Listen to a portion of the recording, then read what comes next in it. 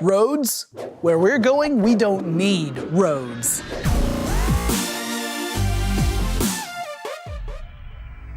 Flying cars are finally almost here.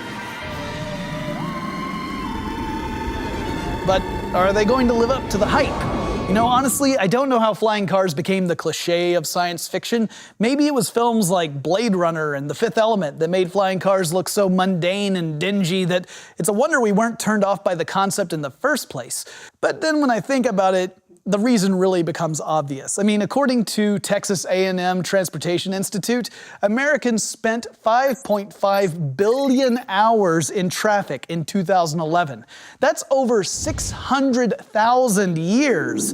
When you're stuck in traffic, nothing seems more enticing than the thought of floating off the ground and zipping directly to your destination. So, is this just science fiction fantasy? Maybe not.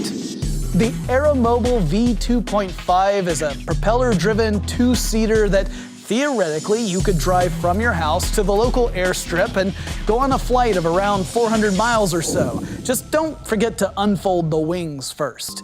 And then the American company Terrafugia is working on a similar roadable aircraft called the Transition.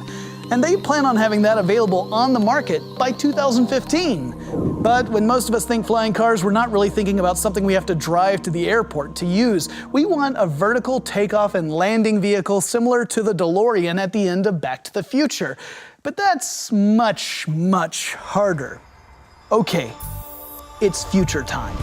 It's morning rush hour and the in-town roads are gridlocked, but you simply roll over to the nearest vertical takeoff and landing pad, stopping at the drive-thru for coffee and a bagel on the way.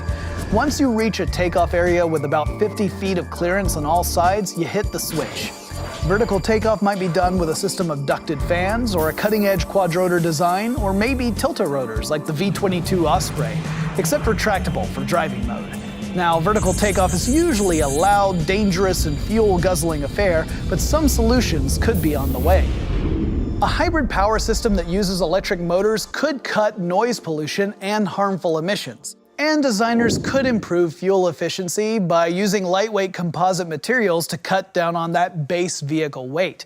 Plus, flying cars could naturally improve the odds by flying in a straight line to their destination, not taking that zigzagging, stop and start approach that city drivers have to take. Now, if you want to control one of these vehicles yourself, you're probably going to have to get a pilot's license. Now, that might sound like a bummer to you, but it's great news for everybody else. I mean, just imagine that guy who cut you off in traffic this morning. Do you really want that guy piloting a 1,000-pound vehicle 50 feet over your head? There is a better solution, and it's autonomous, autonomous, autonomous. If flying cars are to be a widespread part of our future, they absolutely have to be autonomous, very much like the proposed design for the TFX. Instead of piloting the vehicle yourself, you push a button and let the computer do the job. You just enjoy your bagel and your coffee on your very short trip to work. Which brings us to a question. Do you think that flying cars are really just hype? Or are they really going to be part of our future in the next few years? Let us know what you think in the comments below. And if you enjoyed this video, make sure you like it and subscribe to our channel and share it with your friends. And once you're finished with all that hard work, your reward is you can watch one of these.